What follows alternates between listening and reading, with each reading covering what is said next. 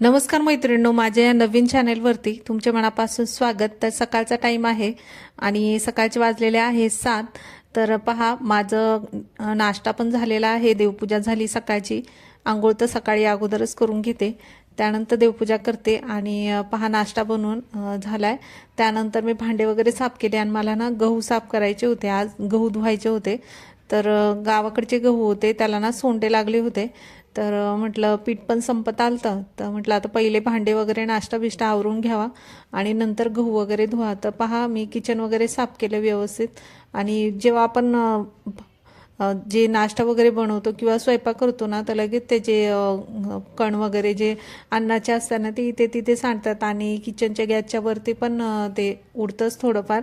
तर व्यवस्थित गॅसचा ना जी स्टाईल आहे व्यवस्थित साफ केली ना तर छान निघते। तर मी रोजच्या रोज डेली आपली स्टाईल वगैरे धुत असते आणि खालचा कट्टा तर धुतच असते। त्यानंतर पहा, मी गहू घेतलेले आहे।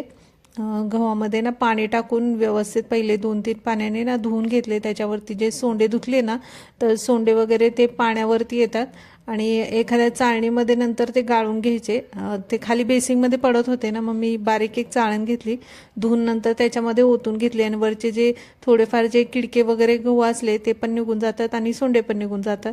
त्यानंतर ना यांनी आणलं होतं आज मटण, आज संडे होता ना, तर नॉनव्हेज तर आमच्या घरी बनतंच। तर पहा, मी मटण आणलं होतं ना, ते एका भांड्यामध्ये मी काढून घेतलं, नंतर 2-3 पाण्याने स्वच्छ धुवून घेतलंय। आता म्हटलं सर्वात अगोदर ना पहिलं म्हटलं ते शिजवून घ्यावा आणि बाकीचे पण पोछा वगैरे आणि कपडे राहिले होते, तर मी अगोदर पहिले शिजायला घातलं। तर पहा, त्याच्यामध्ये थोडंसं तेल टाकून घेतलं 2 चमचे आणि कांदा टाकून घेतला आणि जे आपलं चरबी असते ना मटणाला, ती टाकून घ्यायची, त्याने खूप अशी छान तरी येते। त्याच्यामुळे आपल्याला ना जास्त तेल टाकावं लागत नाही मटणामध्ये। तर जी चरबी होती ना ती सर्व मी त्यातली काढून घेतली आणि तेलामध्ये व्यवस्थित परतून घेतलं आणि अद्रक लसूणची पेस्ट असते ना ती टाकून घ्यायची थोडी, म्हणजे छान असं पिवळ्याला पण छान चव लागते। जेव्हा आपण पिवळा रस्सा बनवतो ना मटणाचा त्यावेळेस तो तसा पण खाल्ला ना तो खूप छान लागतो। आणि त्यानंतर पहा, मी धण्याची पावडर टाकून घेतली, छोटा चमचा होता ना त्याच्यामुळे मी 3 चमचे धण्याची पावडर टाकून घेतली, 3 ते 4 चमचे टाकायची। 1.5 चमचा हळद टाकून घेतलं आणि व्यवस्थित मिक्स करून घेतलं तेलामध्ये।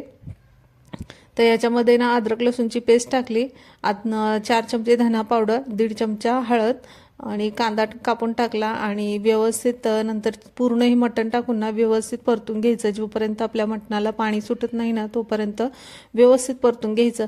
आणि गरम पाणी करायला ठेवलं होतं शेजारी, ते टाकून घेतलं। गरम पाणीच मटणामध्ये टाकायची, त्याची चव आपली तशीच राहते, नाही थंड पाण्याने ना मटणाला चव चांगली येत नाही, भाजी चांगली एवढी बनत नाही आणि मटण पण लवकर शिजत नाही। तर गरम पाणीच आपल्याला त्याच्यामध्ये करून टाकायचं।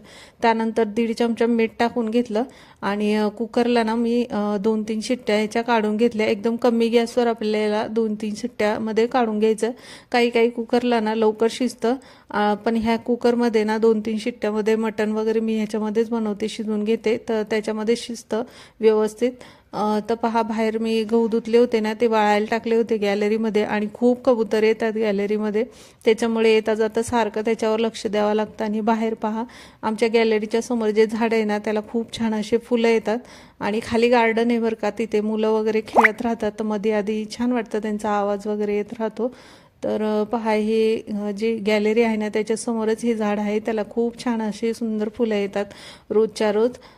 तर पहा, आता सकाळचं वाजलेले होते 9, तोपर्यंत माझे भाजी पण मी पिवळी शिजायला घातली मटणाची। त्यानंतर पोछा वगैरे लावून घ्यावं म्हटलं, तर हे पोछाचं आहे ना त्याने व्यवस्थित पुसून होत नाही, पण कधी कधी कंटाळा येतो वर असं बसून उठून पुसायला। तर एकदा बसून उठून आपलं पुसलं ना तर लादी व्यवस्थित म्हणजे फरशी छान निघते। पण कधी कधी ना उठून बसून असा खूप अशी कंबर दुखते, त्याच्यामुळे मी ह्याच्यानेच कधी कधी पुसते। तर पहा, पण ह्याच्याने व्यवस्थित निघत नाही, असा बारीक बारीक कचरा तसाच राहतो। तर कधी कधी ह्याच्याने पुसते, कधी कधी मी पोछ्यानेच पुसते। दुसरा आपला कपड्याचा जो असतो ना त्याला उठून बसून आपलं व्यवस्थित त्याच्याने पुसून होतं। तर पहा, गॅलरीमध्ये मी जे झाडं लावलेले आहेत ना, तर थंडीमध्ये ना काय माहिती त्याच्यावर मावा पडल्यामुळे ना व्यवस्थित ते येतच नव्हते, आता जरा बरे यायला लागलेत, थोडे असे हिरवे दिसायला लागलेत। त्यानंतर पोछा वगैरे आवरून घेतला. तर पहा माझं घर आता एकदम असं क्लिअर खूप छान दिसत होतं. जर कचरा नसला ना, जिथल्या तिथे वस्तू असल्या तर व्यवस्थित वाटतं. मुलं इथं तिथे पसारा करतात. जेव्हा पोछा वगैरे मारून घेते ना, त्याच्या अगोदरच मी सगळं जिथल्या तिथे वस्तू ठेवून घेते आणि मग पोछा लावून घेते. त्यानंतर गॅलरीमध्ये काही कपडे होते तर तेही धुवायचे होते. आणि पहा मी आत्ताच किचन आवरलं होतं आणि दादाने परत पसारा त्याच्यावर करून ठेवला. आता तो आवरून घेते. आणि बेडरूममध्ये पण ना आमचं कपाट नाही आहे, तर मी त्या टपामध्ये काही कपडे ठेवते, जसे लागेल तसे आम्ही यूज करतो. आणि बाकीचे कपडे आहेत ते परत बॅगमध्ये ठेवून देते. आणि त्यानंतर पहा मी आता मशनीवर म्हटलं बसावा, थोडासा ब्लाऊज शिवला. त्यानंतर परत मी स्वयंपाकाला लागले. तर वाजले होते 12 ते 1 वाजेपर्यंत मग माझा स्वयंपाक पण होतो. तर 2 कांदे ना मी तव्यावरती थोडे असे लालसर भाजून घेतले आणि 2 टॅमॅटो घेतले होते, 2 मिरच्या घेतल्या आणि लसूण अद्रक हे सर्व मी भाजून घेतलं होतं. कोथिंबीर पण नंतर वाटून घेतलं. त्यानंतर कुकरमध्ये ना म्हटलं आता जे शिजवून घेतलेलं मटण आहे ना, त्याचं आपण कालवण करून घेऊ. तर मसाला जो वाटला आहे ना, तो आता छान तेलामध्ये फ्राय करून घेऊ. तर हा बादशाहचा मसाला आहे. चिकन मसाला, मटन मसाला पण टाकून घेऊ शकतो. तो वाटलेला मसाला नंतर थोडंसं तेल टाकलं त्याच्यामध्ये कढईमध्ये आणि नंतर वाटलेला मसाला टाकून घेतला. आणि नंतर जे मसाले आहेत ना ते टाकून घेऊ, जे घरगुती मसाले असतात. तर वाटलेला मसाला टाकून घेतला आणि जे मसाले आहेत ना, जो मसाला आहे तो घरगुती मसाला आहे माझा, जो मी दाखवला तो आता घरगुती मसाला ना 1.5 चमचा टाकून घेतला. आणि हा काळा मसाला आहे ज्याच्यामध्ये कांदा लसूण वगैरे, कांदा काळा भाजून घेतात आणि काळा मसाला तो बनवतात आणि तो काळा मसाला मी टाकून घेतला. त्यानंतर जो बादशाहचा चिकन मसाला आहे ना तो पण टाकून घेतला आणि व्यवस्थित आता छान तेल सुटूसरना हा मसाला व्यवस्थित परतून घेतला. आणि त्यानंतर हे पिवळं चिकन पूर्ण त्याच्यामध्ये टाकून घेतलं. तर अशा पद्धतीने मी हे चिकन बनवत असते. तर रेसिपीचे पण माझे चॅनल आहेत काही, तोही मी ह्या चॅनलवर टाकणार आहे. तुम्ही त्याच्यावरती पण काही रेसिपीचे आणि माझे शिलाईचा पण चॅनल आहे, तुम्ही तोही पाहू शकता. प्लीज त्याला सबस्क्राईब करा, शेअर करा आणि चॅनलला लाईक नक्की करा. ह्या पण चॅनलला लाईक करा, शेअर करा, चॅनलला सबस्क्राईब करा. तर पहा अशा पद्धतीने मी मटणाचं कालवण केलं होतं, खूप छान टेस्टी झालं होतं. तर आता पूर्ण पाणी वगैरे आपल्याला जितकं लागतंय ना तेवढं टाकून घ्यायचं, जास्त पण पातळ करायचं नाही. भाजी ही थोडी घट्टसर असली ना तर छान लागते.